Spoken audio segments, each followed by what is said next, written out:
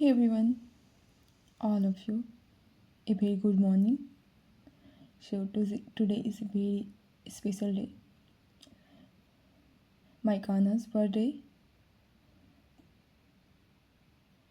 We all celebrate as Krishna Janmashtami. So celebrate with joy, love, affection, and stay happy. Overall, Krishna's message is that stay happy in every situation. तो उन्होंने जीवन का मूल मंत्र क्या दिया कि हमेशा खुश रहो, मस्त रहो. सो चलिए आज का हम न्यूज़ देखते हैं.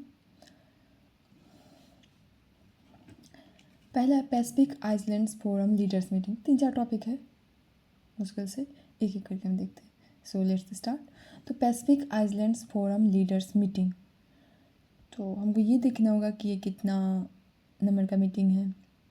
इसका थीम तो कुछ होगा, कहाँ हो रहा होगा, इसका हेड क्वार्टर क्या होगा, और अगर ये 53rd मीटिंग है, पहली बार है, नहीं है, तो फिर इसका स्थापना कब हुआ, इसका काम क्या है, इसमें मेंबर कितने, इसका विज़न क्या है, और उस पर क्या एजेंडा रखा गया, और इसमें कुछ कुछ क्या क्राइसिस आ रहे. इतने सारे हमको पढ़ने इस टॉपिक से. सो चलिए, ये जो है 53rd मीटिंग है. ये कौन मीटिंग है? पैसिफिक आइसलैंड फोरम लीडर्स का मीटिंग है. और ये कहाँ हो रहा है? नुकुआलोफा जो है टोंगा का कैपिटल सिटी ऑफ नुकुआलोफा. ये थीम है इसका, a transformative and resilient Pacific build better now. Theme याद रखना है, a transformative and resilient Pacific build better now. Head quarter Suva, Fiji island. स्थापना इसका हुआ 1971. ये क्या है? उस रीजन्स के जितने भी उस मेंबर हैं उस कंट्री के रीजन्स के जो भी प्रीमियर पॉलिटिकल और इकोनॉमिक पॉलिटी ऑर्गेनाइजेशन थे उसके बारे में बताता. और इसमें 18 कंट्रीज़ हैं, जैसे Australia, New Zealand, Fiji, Samoa, Solomon island, Tuvalu, ये सब कुछ इम्पॉर्टेंट और 18 कंट्रीज़ हैं, मेंबर कंट्रीज़ हैं. विज़न यही है इसका कि रिजिलियंट पैसिफिक रीजन हम वहाँ बिल्ड करें, जिसमें हमारा उसमें क्या हो, पीस हो, हारमोनी हो, सिक्योरिटी हो, सोशल इंक्लूजन, प्रोस्पेरिटी हो. और वो लोगों के लिए क्या, लोगों को क्या दे, फ्रीडम दे, अच्छा हेल्थ दे, और प्रोडक्टिव लाइफ्स हो. इसका एजेंडा क्या है? हम इस बार इस मीटिंग में क्या डिस्कशन किए, तो collective economic, social, security, environmental and political aspect. इतने मेंबर कंट्री सबका एक ही कलेक्टिव एक ही मुद्दा है, एक ही कंसर्न है कि हम कैसे इकोनॉमिक, सोशल, सिक्योरिटी, इन्वायरमेंटल और पॉलिटिकल एस्पेक्ट पर हम सोचें.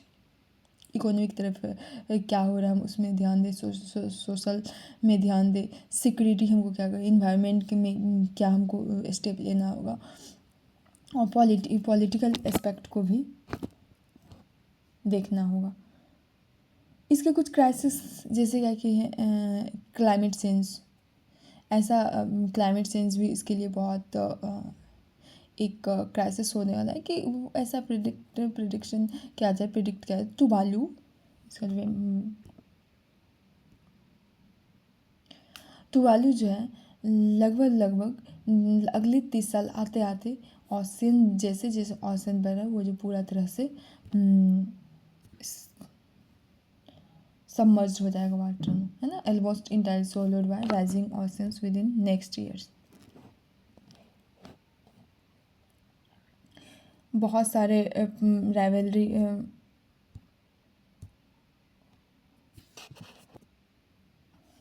बहुत से साल रहे, जैसे यूएसए, चाइना, सब राइवलरी ग्रो हो रहे हैं. अनरेस्ट हो रहा है न्यू कैलेंडरिया में, किसके, फ्रांस के अगेंस्ट. अगला टॉपिक है हमारा, तो Pacific island forum leaders meeting का मतलब एकदम से मोटा मोटी ये याद रखना कि ये इसका ये हुआ कहाँ. इस बार टोंगा कैपिटल सिटी ऑफ नुकुआलोफा. शायद प्रोनाउंसिएशन मेरा रॉन्ग हो।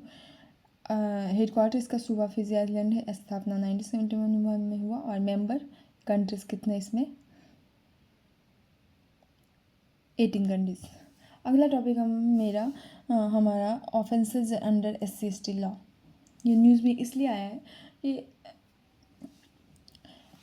आगे है, दो व्यक्ति है, एक उसका अपना यूट्यूब चैनल का एडिटर है, तो वो MLA है शायद, उसके खिलाफ कुछ टिप्पणी कर दिया गया था। तो वो क्या किया, सुप्रीम मतलब वो जो कोर्ट आया और सुप्रीम कोर्ट में और ऐसा बोल रहा है क्या कि उससे जो हमारे कम्युनिटी SC/ST वो थ्रेटन हो रहा है, उसको कहीं ना कहीं हानि पहुंच रहा है। तो फिर वही आगे देखेंगे कि उसमें क्या कहना था सुप्रीम कोर्ट का भी, क्या वो इंडिविजुअल था, इस पर्सन के लिए ही था या उस पूरे कम्युनिटी के अगेंस्ट था, हम देखेंगे। ऐसे का कहना है कि जो कोई ऐसा नहीं है कि जो जितने भी इंसल्ट हैं और थ्रेट हैं SC/ST के अगेंस्ट इंडिविजुअल्स, वो जो है SC/ST ऑफेंस के अंदर आएगा। ऐसा नहीं, जब भी पूरा जब रखा है SC/ST लॉ, तो जब तक उस कम्युनिटी को नहीं अफेक्ट करेगा तब तक नहीं माना जाए, क्योंकि उस कम्युनिटी के लिए, स्पेशली इंडिविजुअल के लिए नहीं है। वही कह रहा है SC/ST prevention of atrocities act 1989। यही नोट ऑल इंसल्ट और थ्रेट अगेंस्ट SC इंडिविजुअल्स को हम ऑफेंस मान लेंगे। सेक्शन इसमें कौन कौन इन्वॉल्व हैं? इसमें सेक्शन 31R और 31U 1989 एक्ट का सेक्शन है जो डील करता है कि SC/ST पर्सन का पब्लिक में इंसल्ट करते हैं और हेटेड प्रमोट है, नफरत पैदा करते हैं और उसके कम्युनिटी के अगेंस्ट इलविल एक गलत नोशन रखते हैं। तो ये सेक्शन मतलब ये है कि मतलब सेक्शन ये दिया गया है कि अगर ऐसा करते हैं तो फिर आपके खिलाफ आपको जवाबदेही देना हो। केस यही था कि Sajan Sarkaria accused of posting integrity video किसके अगेंस्ट पोस्ट किए कि केरला के MLA PV श्रीजन, जो कि एक SC कम्युनिटी के मेंबर हैं। तो उसी के वही में ये PV श्रीजन ये कोर्ट गए और इनका कहना था कि ये हमारे कम्युनिटी के खिलाफ हो रहा है। तो फिर कोर्ट का कहना था कि नहीं ऐसा नहीं, वो तुम इंडिविजुअल तुमको बोला है, ऐसा नहीं कि उस कम्युनिटी को पूरा के वो इंडिविजुअल को टारगेट था। तो ऐसा कुछ नहीं हो सकता है जब कम्युनिटी केस इस जजमेंट में ऐसा है, क्योंकि जब भी कम्युनिटी का बात होगा तब फिर कोई एक्शन लिया जाएगा। उसको वही इंटरप्रिटेशन आया कि ये जो है एक्ट अप्लाई होगा तभी जब इंसल्ट जो है इंटेंडेंट होगा डायरेक्टली विक्टिम के आइडेंटिटी SC/ST है, SC/ST के आइडेंटिटी से लिंक्ड रहेगा। क्राइटेरिया यही ऑफेंस के लिए कि इसको जो है मस्ट रेनफोर्स करना चाहिए कास्ट बेस्ड डिस्क्रिमिनेशन। ऑफेंस में तभी माना जाएगा जब वो कास्ट बेस्ड डिस्क्रिमिनेशन हो, पर हिस्टोरिकली वो पर इंट्रेंस्ड करे कास्ट के सुपरियरिटी को, अनटचेबिलिटी और प्योरिटी, ये सब अगर इस तरीके से कहते हैं तो उसको ऑफेंस में माना जाएगा। तो हम देख लिए क्या था।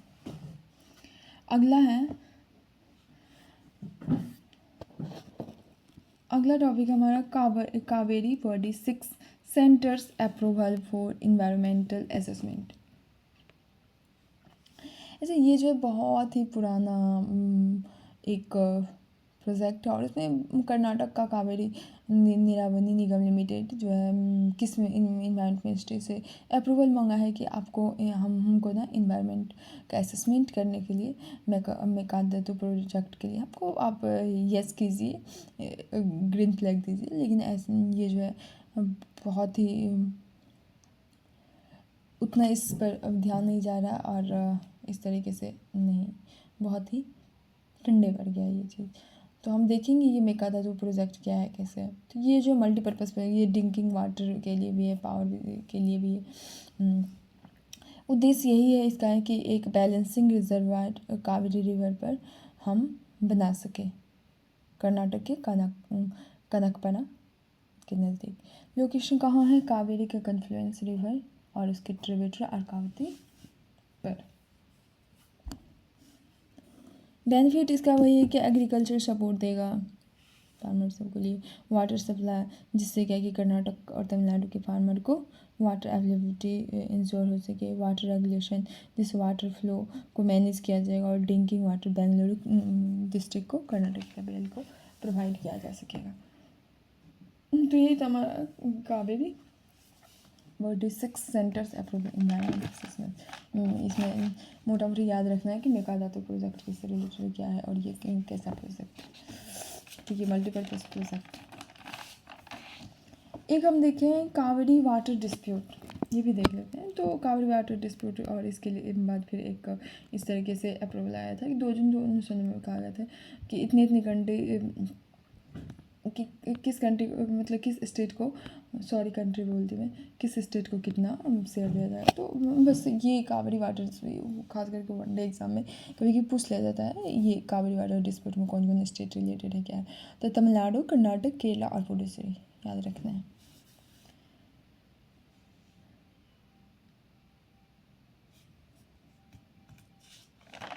अगला टॉपिक है हमारा प्लांट जीनोम एडिटिंग टूल्स। ये क्या है?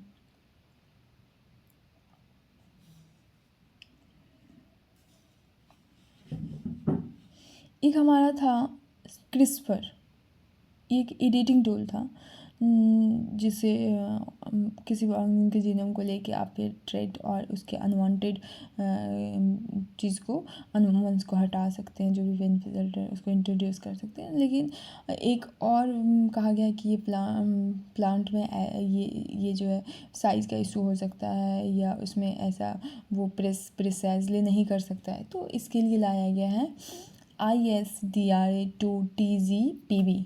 ये है, ये एक अल्टरनेटिव तैयार किया गया। तो ये कि रिसर्च ICR और नेशनल राइस रिसर्च इंस्टीट्यूट और पेनिसिल्वेनिया स्टेट यूनिवर्सिटी दोनों मिलके एक स्मॉल अल्टरनेटिव तैयार, जिसका नाम है ISDRA2TZPB। और इससे पहले क्या था? CRISPR, cluster regulatory interspaced short palindromic repeat. उसमें ये है कि फॉल्टी जो भी है जीन, उसको कट करना। ये जीन एडिटिंग, इसमें इसका क्या काम है? फॉल्टी जीन जो है उसको कट करना। ये क्रिस्पर पहले देख लीजिए। ये क्रिस्पर जो जीन एडिटिंग टूल है क्या करता है? मदद करता है कि प्रिसाइज चेंज आप अगर किसी भी ऑर्गेनिज्म के जीनोम में को भी इंट्रोड्यूस करने में, बेनिफिशियल ट्रेट को और या अनवांटेड वंस को हटाने में। ये टेक्नोलॉजी जो है एग्रीकल्चरल के लिए गुड होता है, जो कि ये क्रॉप के यील्ड को इंक्रीज़ करता है और डिजीज़ और क्लाइमेट चेंज के अगेंस्ट रेसिस्टेंस करता है, रुकता है। लेकिन अब इसमें चैलेंज क्या आ रहा है? चैलेंजेस इन प्लांट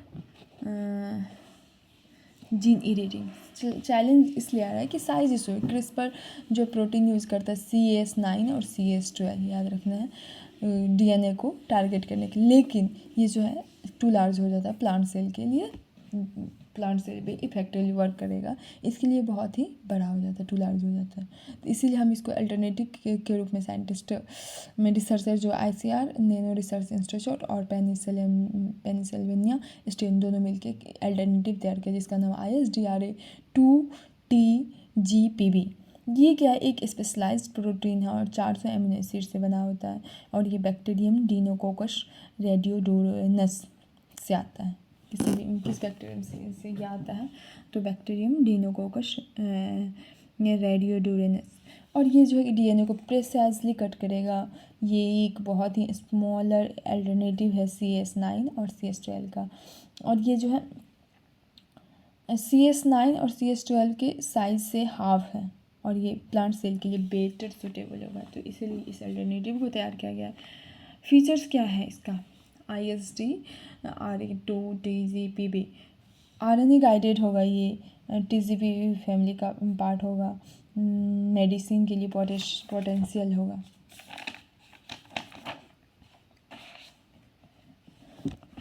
बेनिफिट इसका क्या है?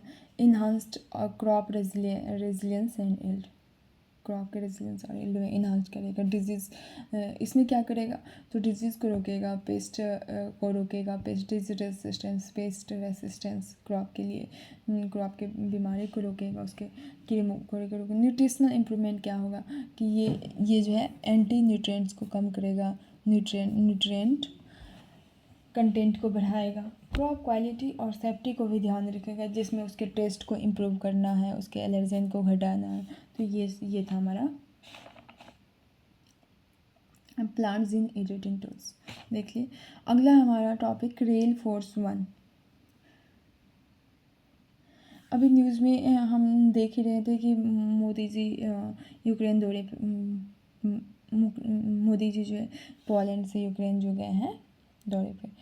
तो उसमें जो है क्या कि अभी तो हम देख ही रहे थे यूक्रेन रशिया जो वार हुआ था 2022 फिर 2022 से ही।